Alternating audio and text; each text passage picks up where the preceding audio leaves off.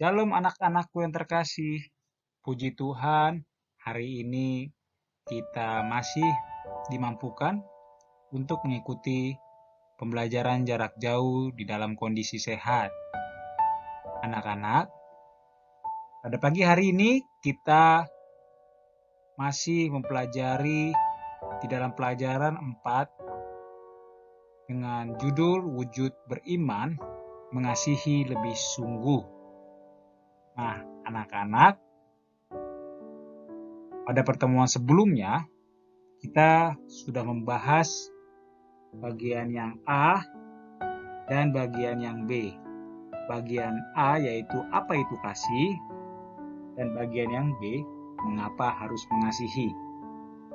Pada kesempatan hari ini, kita akan membahas lebih dalam tentang bagian C, kasih sebagai dasar, dan bagian yang D, mengasihi lebih sungguh.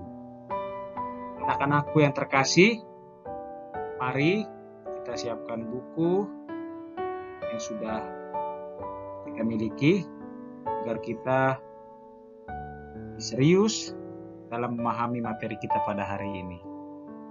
Yuk sama-sama kita masuk dalam pembelajarannya.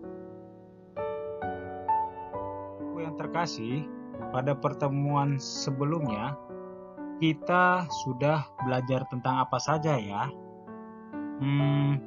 Yang pertama tentunya kita harus tahu dulu tentang asal-usul dari kata kasih. Kasih ditemukan dalam dua pengertian di Alkitab, yaitu dalam bahasa Ibrani dan dalam bahasa Yunani. Dalam bahasa Ibrani, tepatnya dalam Perjanjian Lama, ditemukan kasih dalam pengertian ahava. Dan dalam bahasa Yunani, di dalam Perjanjian Baru, ditemukan dengan kata agape dan filia. Ahava bisa mengacu pada suatu bentuk perhatian dan satu pihak ke pihak yang lain. Sedangkan dalam bahasa Yunani, kita menemukan dalam agape sebagai kasih yang tak bersyarat. Itulah asal-usul pengertian dari kasih. Selain itu, kita juga melihat dan belajar tentang dua perintah terutama di dalam iman Kristen dalam mengasihi. Yang pertama, kita harus mengasihi Tuhan, dan yang kedua, kita juga harus mengasihi sesama. Iman Kristen mengajarkan bahwa kita dapat mengasihi sebab Allah terlebih dahulu mengasihi kita. Itu yang disampaikan di dalam 1 Yohanes 4 ayat 19. Nah, anak-anak, marilah kita mengasihi seperti yang diajarkan oleh Tuhan, seperti yang tertulis dalam 1 Yohanes 4 ayat yang ke-19. Sudah paham kan anak-anak materi yang sebelumnya yang kita pahami? Nah, berikutnya kita juga sudah membahas tentang mengasihi Tuhan harus kita lakukan dengan segenap hati, segenap jiwa, dan segenap akal budi. Jadi, ketika kita mengasihi Tuhan, kita juga diharuskan untuk mengasihi sesama kita manusia seperti diri kita sendiri. Nah, itulah dua perintah terutama dalam iman Kristen. Anak-anak, ketika kita mengasihi Allah dan mengasihi sesama, tindakan itu merupakan panggilan kita bagi setiap kita yang percaya kepada Tuhan. Tuhan Yesus sudah terlebih dahulu mengajarkan kepada semua murid-Nya. Seperti yang terdapat dalam Matius 5 ayat 48, Karena itu, haruslah kamu sempurna sama seperti Bapamu yang di sorga adalah sempurna. Anak-anakku, jadi jelas ya, kita dipanggil untuk mencapai kepenuhan hidup Kristiani dan kesempurnaan cinta kasih. Marilah kita mengasihi Tuhan dan juga mengasihi sesama. Anak-anakku yang terkasih, kita kali ini membahas bagian yang C, yaitu kasih sebagai dasar. Kalau kita buka buku cetak kita, terdapat di dalam halaman 48. Kalau kita lihat pada layar kita, di sini ada gambar seorang anak perempuan sedang memberikan sejumlah uang kepada seorang nenek-nenek yang sedang membutuhkan di pinggir jalan. Dan gambar berikutnya, gambar apa hayo? Betul. Seorang anak juga sedang memberikan bantuan kepada seorang pria yang berpakai topi di pinggir jalan. Nah, anak-anak, apakah kita pernah melakukan hal yang sama ketika kita berada di lingkungan sekitar kita? Nah, kita senang ketika kita melihat seseorang memberikan hartanya kepada orang-orang miskin. Kita kagum dengan apa yang dilakukan dan bahkan mungkin kita akan memujinya. Kagum dan juga memuji tindakan tersebut merupakan cara kita untuk menghargai kebaikan orang lain yang telah dia lakukan pada orang yang membutuhkan. Hal itu tidak salah ketika kita memujinya, sebab sebuah perbuatan yang baik haruslah kita hargai. Namun, ada baiknya juga kita merenungkan apa yang disampaikan oleh Paulus seperti yang tertulis di dalam 1 Korintus 13 ayat yang ketiga. Ia berkata, "Dan sekalipun aku membagi-bagikan segala sesuatu yang ada padaku, bahkan menyerahkan tubuhku untuk dibakar, tetapi jika aku tidak mempunyai kasih, sedikit pun tidak ada faedahnya." Apa yang ingin disampaikan oleh Paulus di dalam ayat tadi? Paulus ingin mengingatkan bahwa suatu perbuatan yang terlihat baik belum tentu sungguh-sungguh baik, sebab bisa saja sebuah perbuatan baik memiliki motif yang tidak baik. Ya, agar kita pahami, misalnya ada seseorang yang melakukan sebuah perbuatan baik untuk mendapatkan pujian. Bahkan tidak menutup kemungkinan ada orang-orang atau ada pribadi yang melakukan perbuatan baik demi mendapatkan keuntungan. Nah, anak-anak,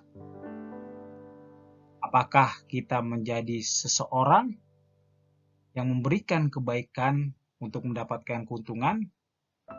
Bapak yakin kita semua tidak ada yang seperti itu.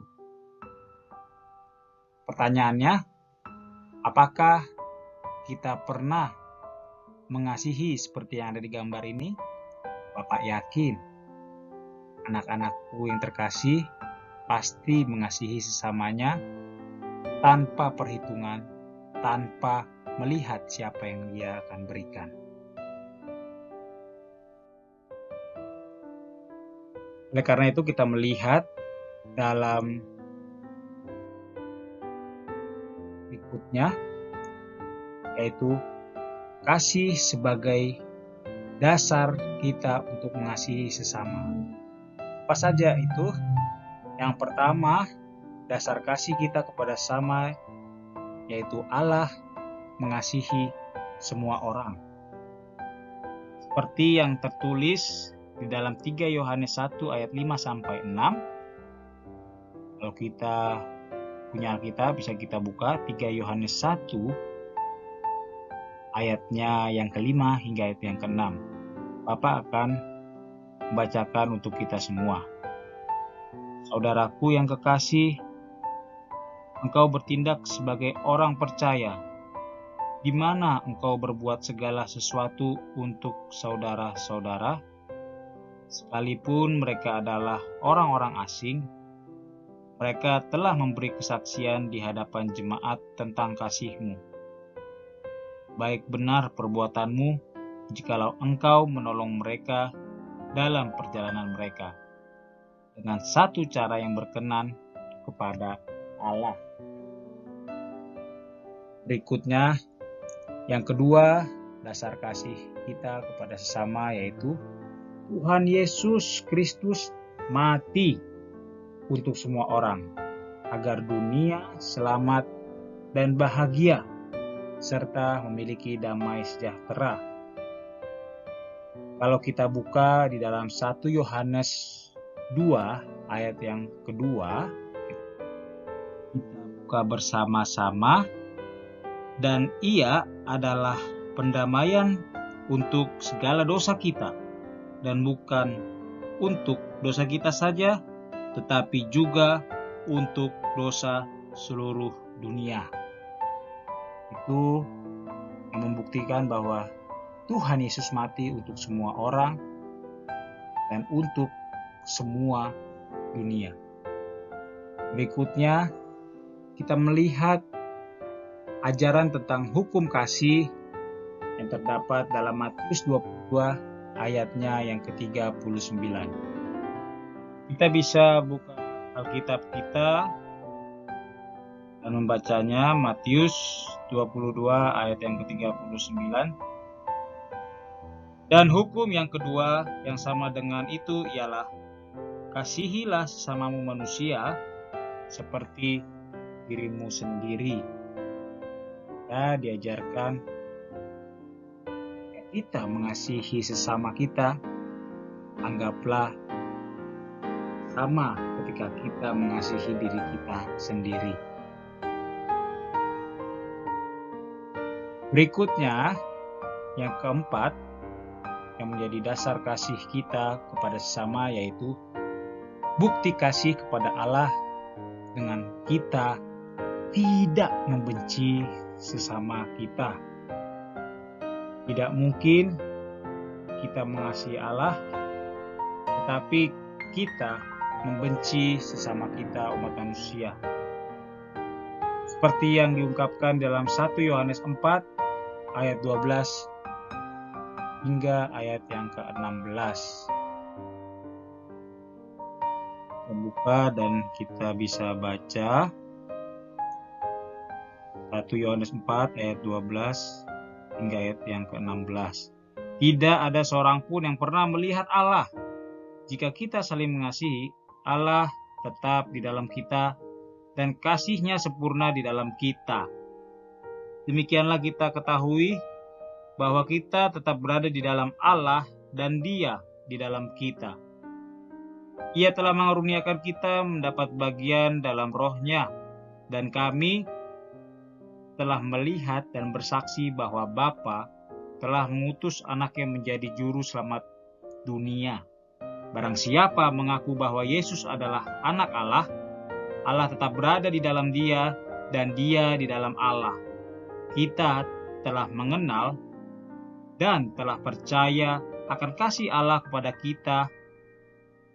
Allah adalah kasih.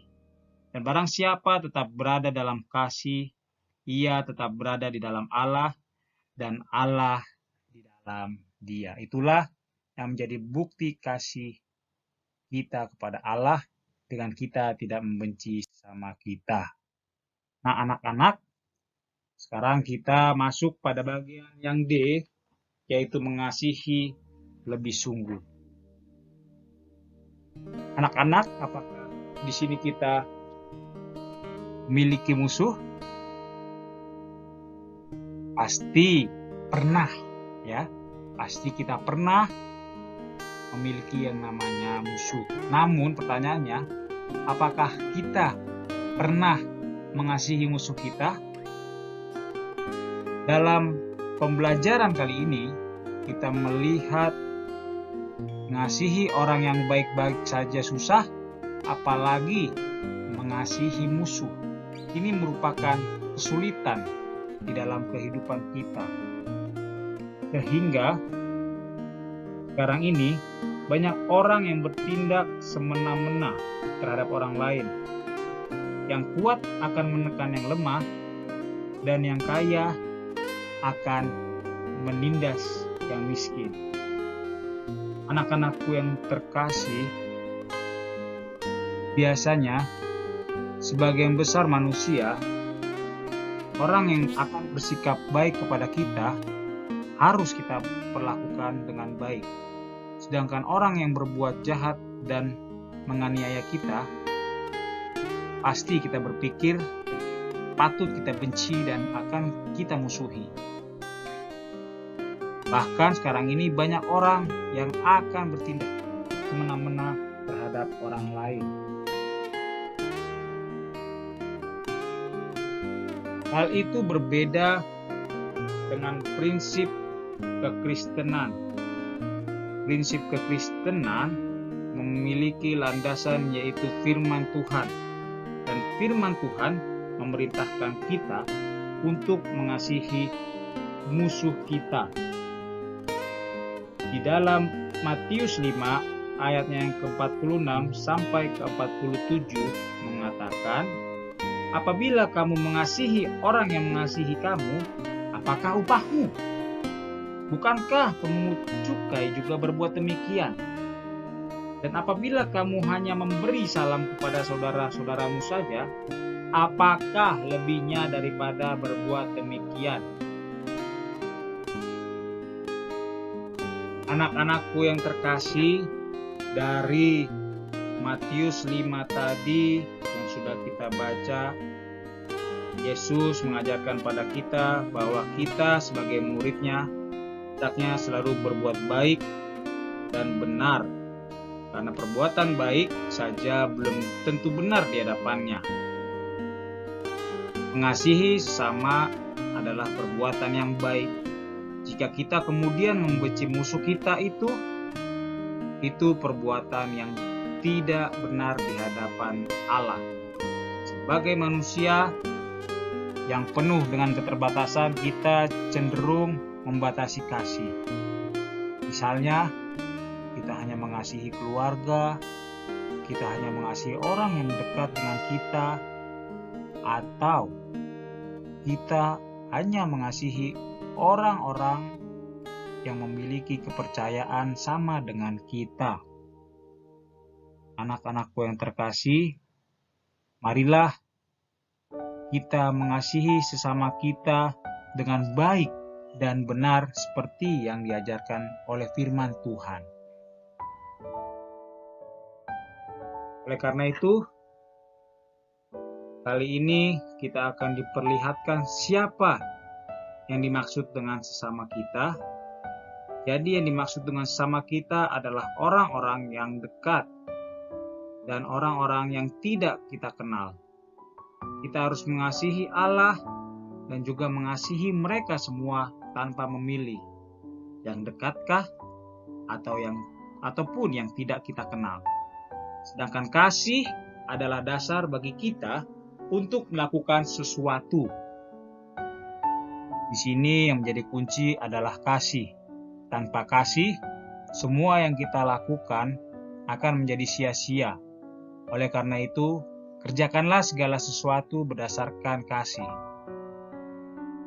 Pada pembelajaran kali ini, kita akan belajar, kita akan mendapatkan hal bagaimana cara mengasihi sesama. Yang pertama, ketika kita mengasihi, tidak boleh membedakan status sosial. Apakah itu ras, apakah itu asal-usul, maupun agama yang dianut. Yang kedua, ketika kita mengasihi sesama manusia, kita harus memperlakukannya seperti kita mengasihi, ataupun memperlakukan diri kita sendiri. Artinya, kita memiliki rasa empati dan simpati kepada orang lain. Dan ini yang terpenting, kalau kalian tidak mau disakiti, maka janganlah menyakiti orang lain. Berikutnya adalah mengasihi berarti memiliki rasa sayang atau rasa cinta. Nah, rasa sayang atau rasa cinta ini bukan berarti pacaran ya anak-anak.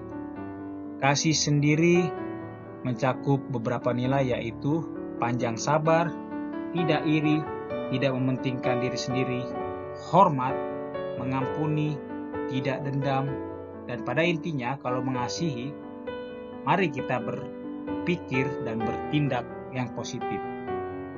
Kalau tadi kita mengasihi sesama, sekarang kita akan belajar tentang bagaimana kita seharusnya mengasihi Allah. Yang pertama, dengan segenap hati kita bertekun dalam ibadah. Nah, hati di sini adalah tempat Allah bertemu dengan manusia. Manusia bertemu dengan Allah di dalam ibadah. Kita bisa memulainya dengan beribadah secara pribadi, baik bersama keluarga, baik bersama jemaat secara umumnya, lalu diteruskan dengan mengabdikan diri ataupun hidup dirinya kepada Allah.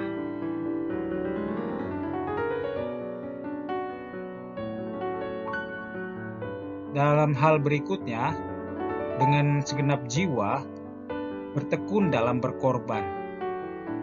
Nah, mengasihi dengan segenap jiwa artinya rela mati demi yang dikasihinya, seperti yang dicontohkan oleh Tuhan kita Yesus Kristus dan tertulis dalam Matius 20 ayat 28, sama seperti anak manusia datang bukan untuk dilayani, melainkan untuk melayani dan untuk memberikan nyawanya menjadi tebusan bagi banyak orang. Nah, anak-anak, kasih kita kepada Allah itu harus nyata dari kerelaan kita untuk melayani. Berikutnya, dengan segenap kekuatan bertekun dalam melayani. Artinya, mengasihi dengan segenap kekuatan berarti beraktivitas penuh demi yang dikasihinya dengan segenap tenaga, kemampuan, dan kecakapan tanpa memperhitungkannya. Nah, kasih kita kepada Allah nyata dari kegiatan kita dalam bersaksi maupun melayani. Anak-anak, yang terakhir yang kita dapatkan pada materi kita, dengan segenap akal budi bertekun dalam merenungkan firman Tuhan. Ketika kita mengasihi Allah dengan segenap akal budi, artinya kita memiliki gairah atau semangat yang besar dalam mempelajari firman Tuhan. Anak-anakku yang penuh kasih, ingat dan pahami, jangan sampai kita giat melayani tanpa pengertian yang benar. Sampai di sini pembelajaran kita, anak-anak. Selamat untuk mengasihi sesama kita agar kita dimampukan untuk menjadi anak-anak Tuhan yang mampu hidup beriman kepada Allah. Tuhan Yesus memberkati kita semua. Sampai jumpa dalam pembelajaran berikutnya. Tuhan Yesus memberkati.